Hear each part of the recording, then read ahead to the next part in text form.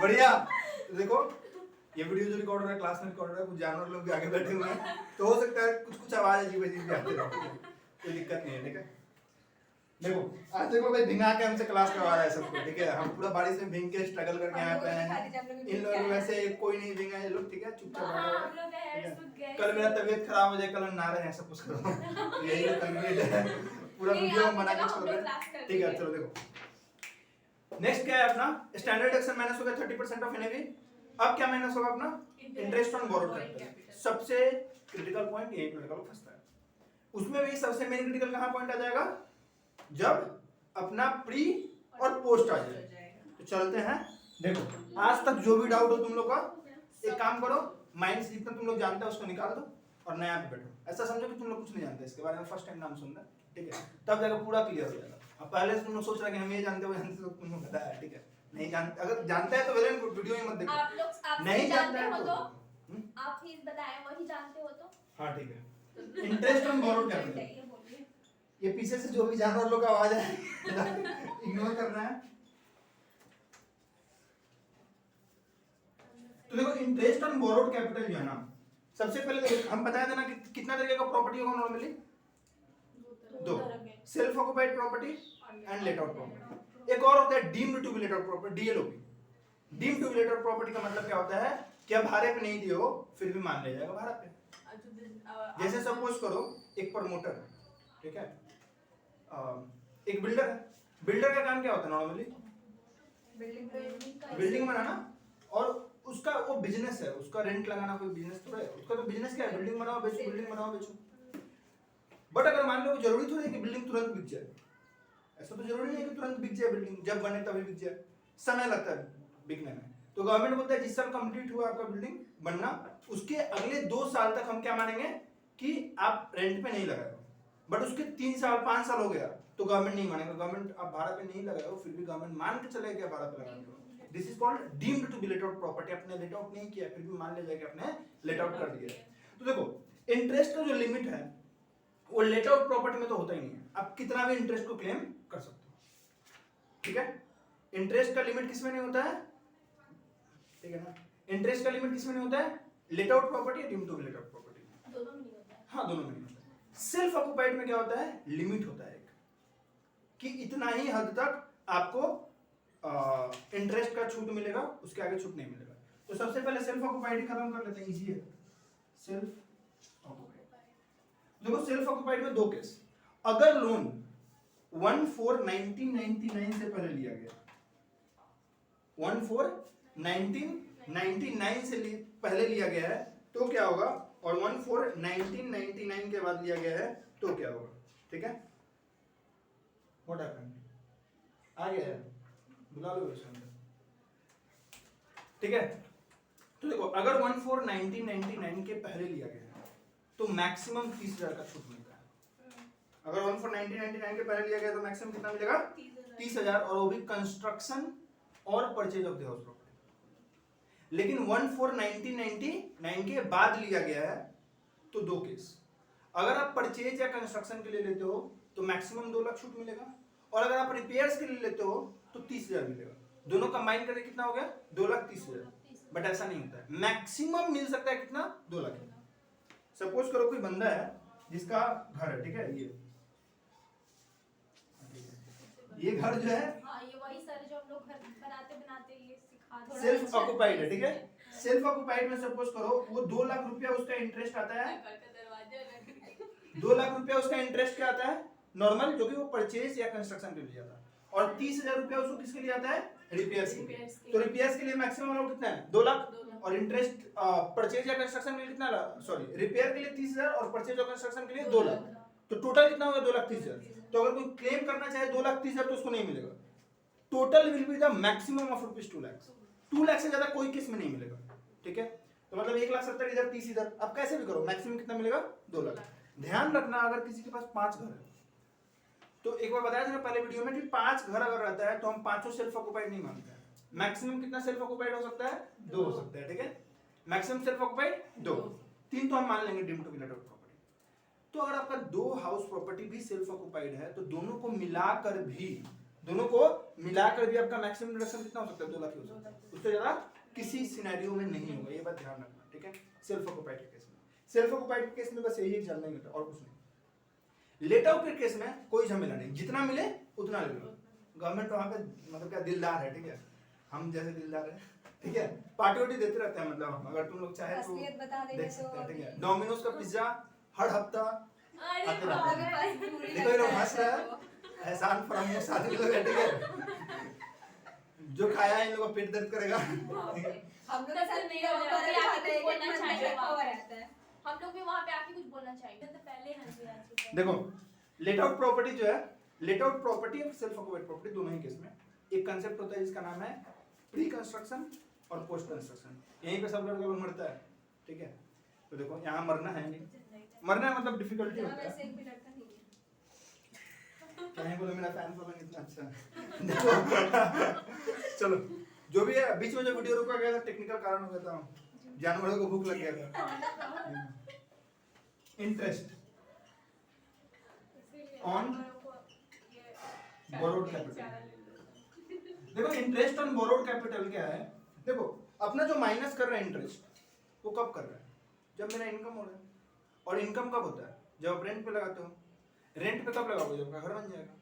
लेकिन जरूरी थोड़े है कि घर बनेगा तभी हम लोन लें। लोन आदमी कब लेता है?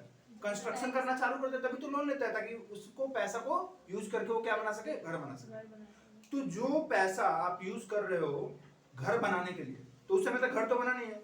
तो जब तक आपका घर नहीं बन जाता है तब तक का पीछे का पीरियड क्या होगा? प्री। और उसके बाद वाला क्या होगा? पोस्ट।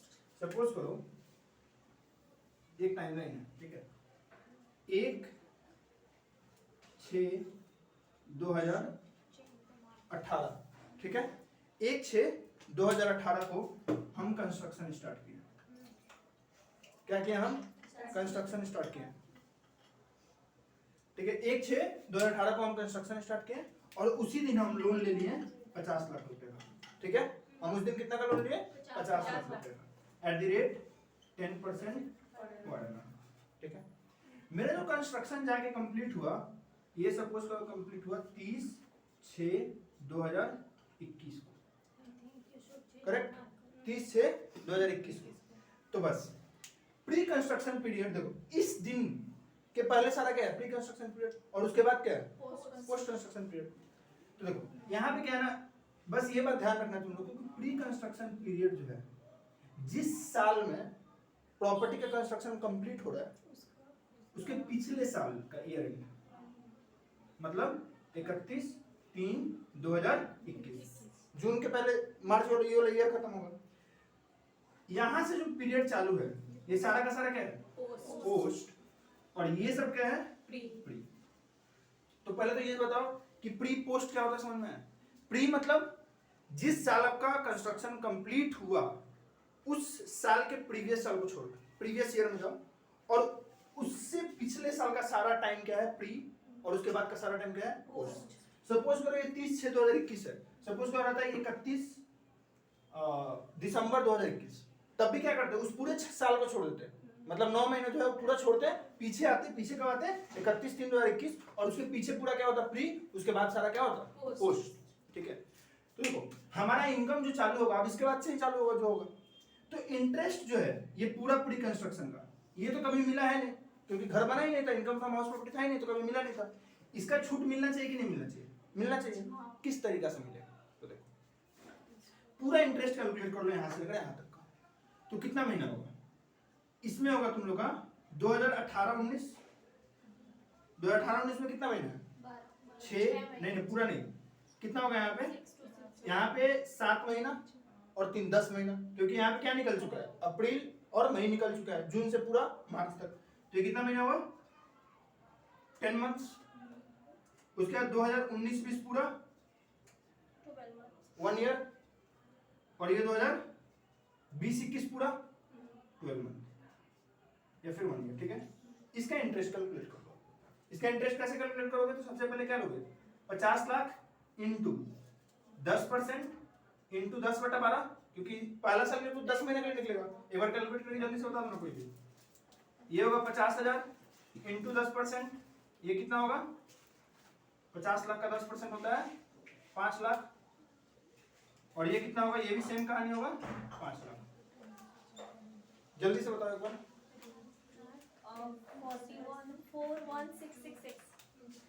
41666 गलत आ रहा है।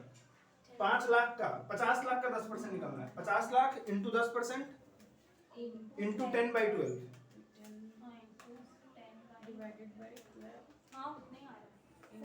4,16,667 है ना, 4,16,667।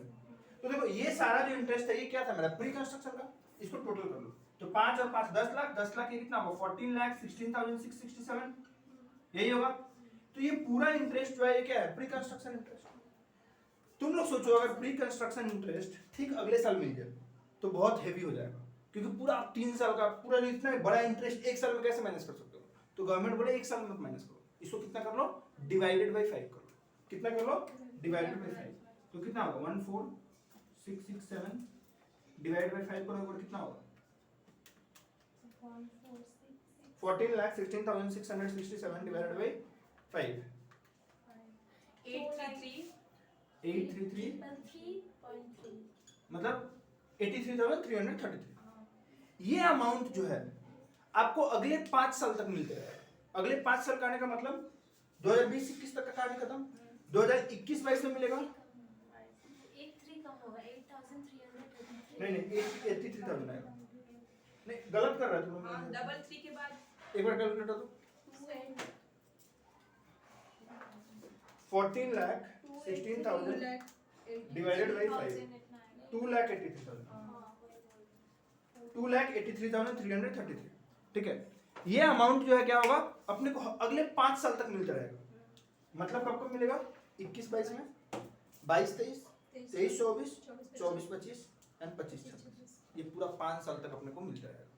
तुम लोग का डाउट क्या होता है ना कभी कभी कि पोस्ट कंस्ट्रक्शन का क्या होगा। देखो अगर हम इस लोन को रीपे नहीं किए तो मेरा तो हर साल इंटरेस्ट लगते रहेगा ना। तो जैसे मान लो अगले साल कौन सा हुआ, सपोज करो हम यहाँ पे एक सॉल्व करते हैं 2021-22 में आ गया। ठीक है, 2021-22 में कितना इंटरेस्ट मिलेगा बताओ तो। मान लो ये लेट आउट प्रॉपर्टी, कौन सा प्रॉपर्टी है, लेट आउट प्रॉपर्टी। तो लेट आउट प्रॉपर्टी अगर है तो 2,83,333, ये तो पूरा मिलेगा ही मिलेगा। तो प्री का तो पूरा ही मिल जाएगा। पोस्ट का कितना मिलेगा, ये प्री हो गया, और पोस्ट कितना मिलेगा, पोस्ट क्या मिलेगा पूरा मिल जाएगा। 50 लाख मान लो इस साल पेमेंट कुछ किए नहीं अगले साल भी, तो कितना मिलेगा 5 लाख। तो कितना हो जाएगा ये 7,83,333। बात समझ में आया। तो पोस्ट का क्या होता है पूरा मिल जाता है एक बार में, बट प्री का क्या होगा डिवाइड बाय 5 कर लिया, अगले 5 साल तक लेते हैं। तुम लोग का जो क्वेश्चन भी आएगा वो क्या आएगा, फॉर द प्रीवियस ईयर 22-23 का कैलकुलेट करने के लिए। सपोज करो हम 22-23 निकालते हैं, कितना 2022-23। देखो ये तो फिक्स है 2,83,333, ये तो फिक्स है। अब मान लो ये 50 लाख जो अमाउंट था इसमें हम 25 लाख पेमेंट कर दिए उस साल एकदम पहले दिन। तो मेरा पोस्ट कंस्ट्रक्शन जो पीरियड हुआ वो 2022-23 में कितना बचा, अमाउंट कितना बचा मेरा 25 लाख तो पेमेंट कर दिया, बचा कितना 25 लाख। तो 25 लाख पे इंटरेस्ट निकाल लेंगे ना, कितना 25 लाख। अब मान लो कि हो सकता है कि 6 महीना बाद पेमेंट किया उस साल, तो 6 महीने के लिए निकालेंगे। बात समझ में आ रहा है। देखो जैसे 50 लाख मेरे पास लोन स्टार्टिंग में था, हम 1 अक्टूबर 2022 को 25 लाख पेमेंट कर दिए। तो अब मेरा लायबिलिटी कितना बचा 25 लाख। तो देखो अप्रैल मई जून जुलाई अगस्त सितंबर उस समय तक तो हम पूरा 50 लाख यूज किए थे। तो 10% इंटू 6 महीने के लिए पूरा निकलेगा, और 6 महीने के लिए कितना मिलेगा 25 लाख का निकलेगा, क्योंकि 25 लाख तो पेमेंट कर दिए ना। इन दोनों का इंटरेस्ट लेंगे यहाँ पे ऐड कर ले। तो पोस्ट कंस्ट्रक्शन क्या होगा हमेशा अगले साल निकालेंगे। अब जैसे मान लो यही सेम क्वेश्चन आ गया एग्जाम में, और तो क्वेश्चन में ये थोड़ा बोलेगा कि 2021-22 में बताओ कितना मिलेगा, वो बोलेगा 22-23 में बताओ। तो यहाँ पे कंफ्यूजन क्या होगा कि पोस्ट का करना क्या है। तो इसको तो कैलकुलेट ही नहीं करना है, कैलकुलेट किसमें करना है 22-23 में। हम लोग देखेंगे क्या 2,83,333 2022-23 में मिल रहा है क्या, तो मिल रहा है, क्योंकि 20-21, 21-22, 22-23, 23-24, 24-25, 25-26 तक मिलेगा। तो मतलब 22-23 में सबसे पहले तो प्री मिल रहा है, तो ले लेंगे। पोस्ट का उस साल का कैलकुलेट करेंगे, उस साल कैलकुलेट करेंगे मतलब सिर्फ 22-23। तो 22-23 में देखेंगे क्या लोन जो था उसमें कुछ रीपेमेंट हुआ है, तो नहीं हुआ है। तो पूरा 50 लाख इंटू 10%, 5 लाख पूरा मिल जाएगा। बट हाँ पेमेंट हुआ है तो पार्ट पार्ट कर देंगे। जैसे मान लो 6 महीना हम पूरा 50 लाख यूज किए तो 50 लाख पे 6 महीने निकालेंगे और फिर 25 लाख पे 6 महीने निकालेंगे। क्लियर? तो इस तरीके से निकलता है प्री एंड पोस्ट। एक और चीज देखो, हम क्या सोचे थे कि इस दिन ही कंस्ट्रक्शन स्टार्ट हुआ और इस दिन ही लोन भी लिए थे। बट मान लो हम लोन इस दिन ले लिए, लोन हम इस दिन ले लिए, कंस्ट्रक्शन हम स्टार्ट किए 1/10/2018, हम 4 महीने या 3 महीने बाद जाकर कंस्ट्रक्शन स्टार्ट किया, कर सकते हैं। लेकिन लोन हम पहले लिए, तो जो इंटरेस्ट तुम लोग यहाँ पे कैलकुलेट किया था 10 महीना के लिए, यहाँ से चालू किया था जून से लेकर मार्च तक। अब क्या होगा, इन दोनों में से कौन सा रेट लिया जाए? Whichever is later, loan और कंस्ट्रक्शन दोनों में से जो बाद में हुआ रहेगा वही रेट लिया जाए। तो यहाँ पे लोन कब लिया गया था? 1/6 को, बट कंस्ट्रक्शन कब स्टार्ट हुआ है? 1/10 को। तो इंटरेस्ट का कैलकुलेशन कब से स्टार्ट होगा? 1/10 से। तो यहाँ जो 10 महीने लिए ना, अब कितना महीने लेंगे? अक्टूबर, नवंबर, दिसंबर, जनवरी, फरवरी, मार्च, 6 महीने लेंगे। तो लोन टेकन और construction started, whichever is later वाला डेट यहाँ पे लिया जाता है। बात समझ में आ रहा है? तो this is what interest on borrowed capital. और यहाँ पे जानवर लोग बहुत खुश है, जानवर लोग नहीं, अच्छा स्टूडेंट है सब, ठीक है, बस लूटता है हमको बीच में। चलो यहाँ खत्म करते हैं। इन लोग से मिलने है क्या किसी को? बोल रहे मिलना नहीं है, आ जाओ। चलो डन।